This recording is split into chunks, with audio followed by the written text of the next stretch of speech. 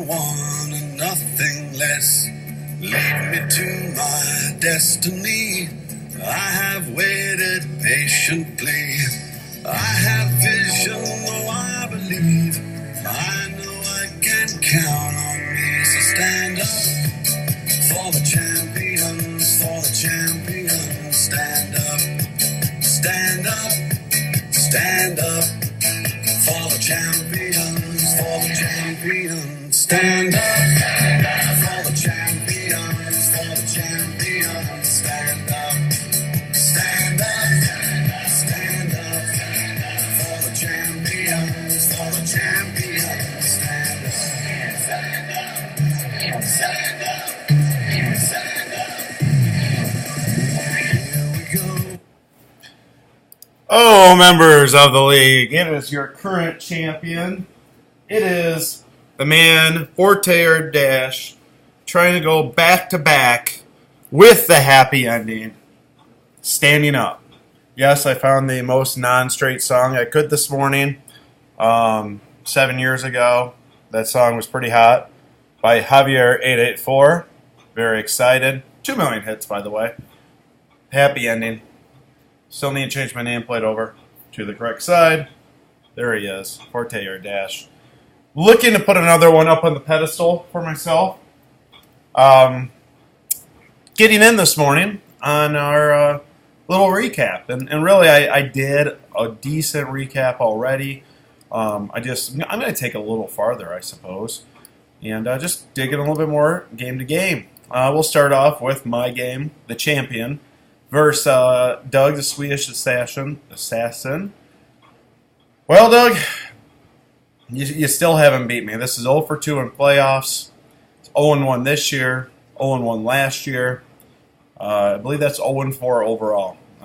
As I mentioned, if you're gonna be the best, you got to beat the best. As my song just stated, I was built to be the champion. That's what Forte Dash is all about, is championships.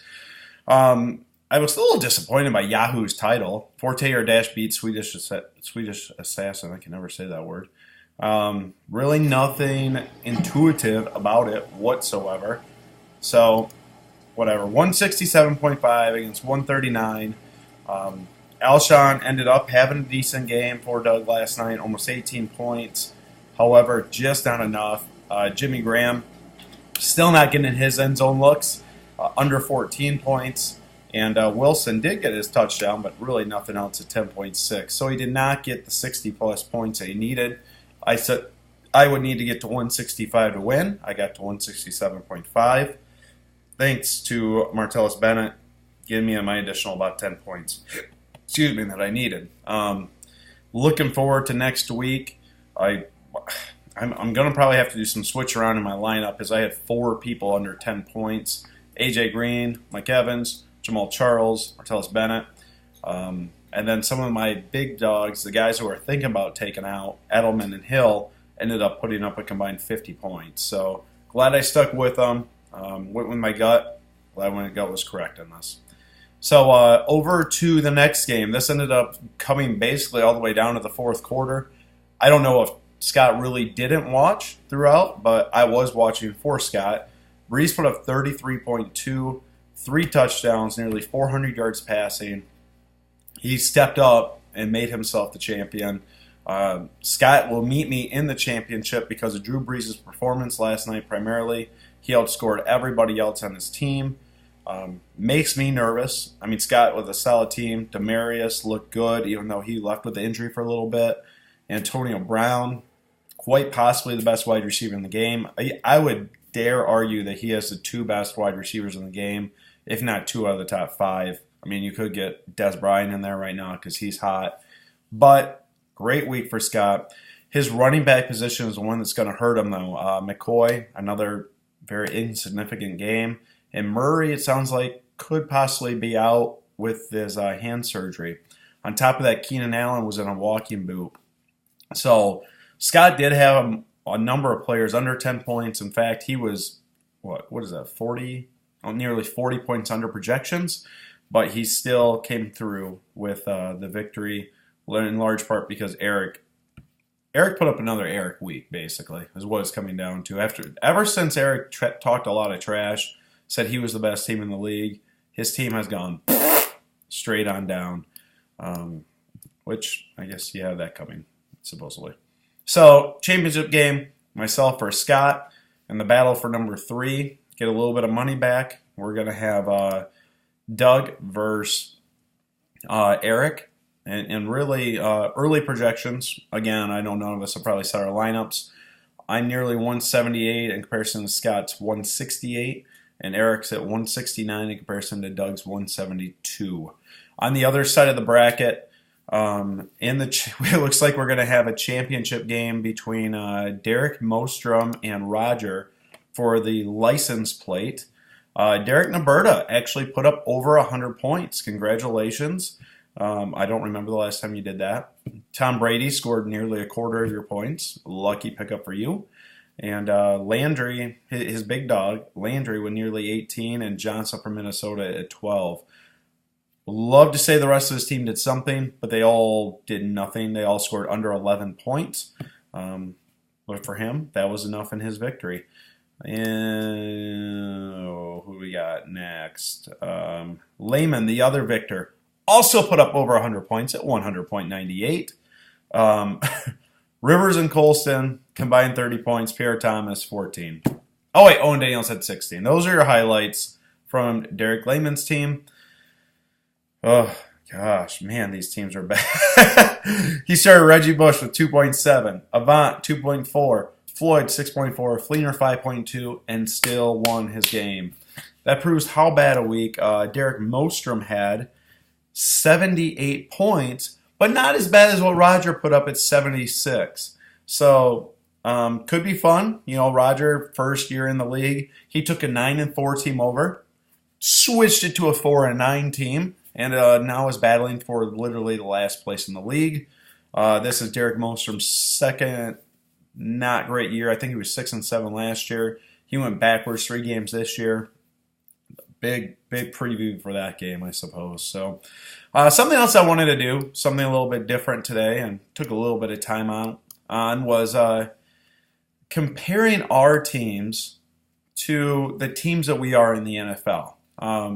Certain teams have played well all year, certain teams have stunk all year, certain teams won divisions that are going to finish under 500, certain teams that started bad got good, etc. throughout. So I put together a little listing of who is whose team and why. We will start towards the bottom. I'm going to put Derek Mostrom as Tampa Bay, the Tampa Bay Buccaneers. Tampa Bay has shown highlights throughout the year. They have came away with a couple victories, ones that they weren't supposed to necessarily get. But at the same time, their consistency seems to be that they hurt themselves on a week-to-week basis with either bad coaching or penalties or dumb moves, etc. And when I think about those things, I think Derek Mostrom. So, Derek Mostrom, you are this year's Tampa Bay Buccaneers. Derek Naberta, you are none other than the Jacksonville Jaguars. Yes, you are, in my mind, the worst team in the league this year. Same as Jacksonville. You always talk about next year. You always talk about the salary cap you're going to have. Jacksonville has all those things as well. Every year they actually have those things. The same thing you were talking about last year into this year, you're still talking this year into next year. And, nothing's changing in Jacksonville and nothing's changing for you. By far the worst team in the league, and there you are. Right in front of them, Oakland, and that's going to be Derek Lehman. Derek Lehman's team, again, kind of like the Buccaneers. They randomly will surprise you. They'll hit you good. They'll hit you hard. Will get a random win that they're not supposed to get. But every single week, they're consistently going to be bad. That's Derek Lehman and Oakland. Also near the bottom, we have Roger, the New York Jets.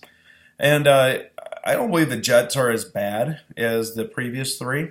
Heck, they start multiple quarterbacks, a lot like Roger. They don't really know what they're doing, a lot like Roger.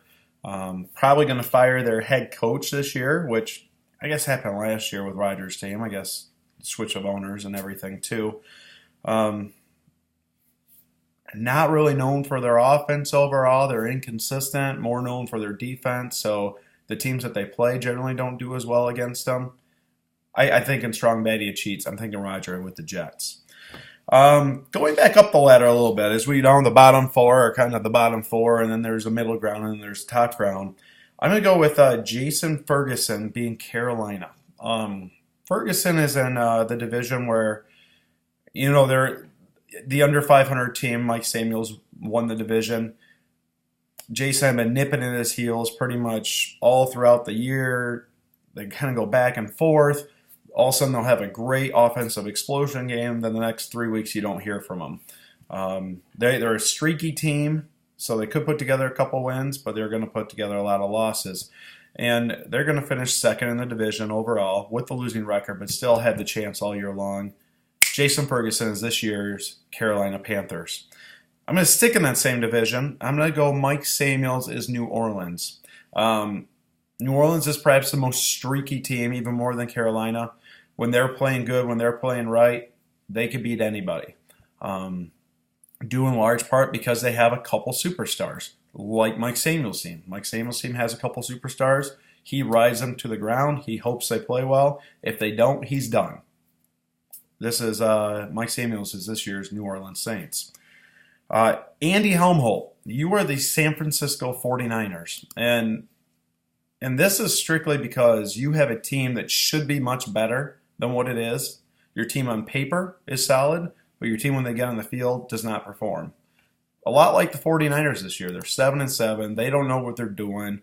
Highly disappointed team this year. You are this year's San Francisco 49ers.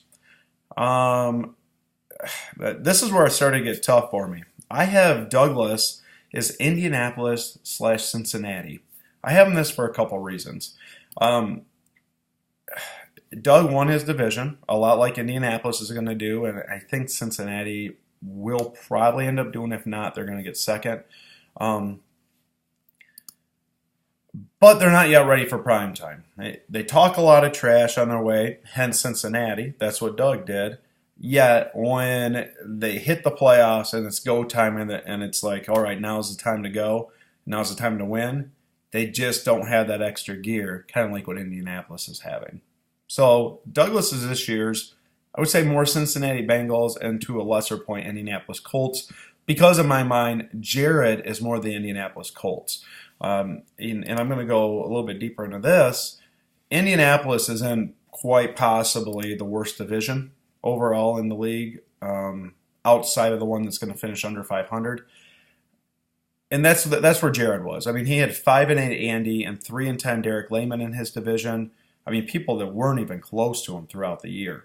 And kind of like what Indianapolis is experiencing with Houston, Houston's 7-7, then it goes way down. Tennessee, Jacksonville is 2-12.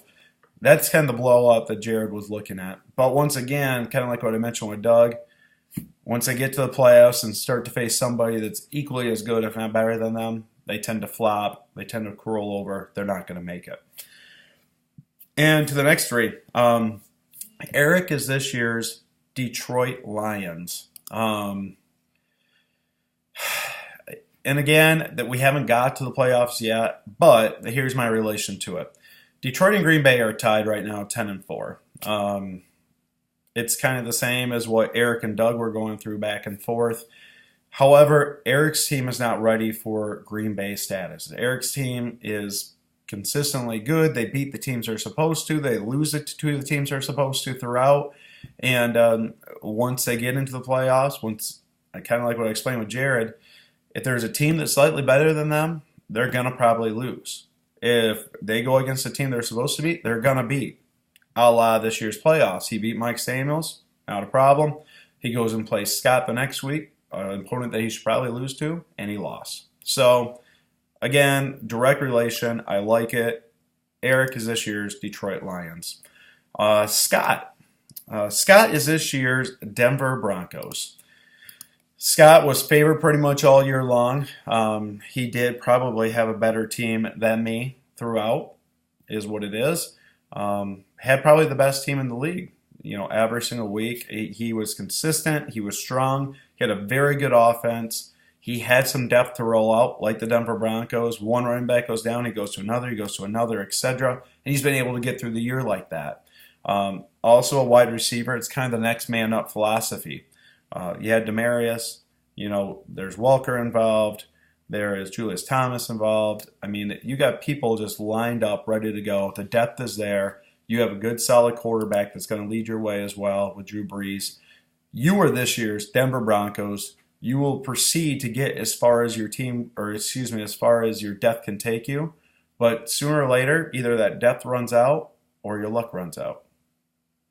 Or you just don't play good in cold weather, a la Denver Broncos last year. And finally, myself, I'm going to call myself this year's New England Patriots. I was kind of in the background more this year. My team wasn't always the best every single week. My team was really, I'm going to call it a boom or bust candidate, to steal that from Andy and the other league. But there are some weeks where I absolutely demolished some opponents. Other weeks I played them very close. Other weeks I lost some games I probably shouldn't have lost. Just because I didn't show up for whatever reason. But that was all earlier in the year, excuse me.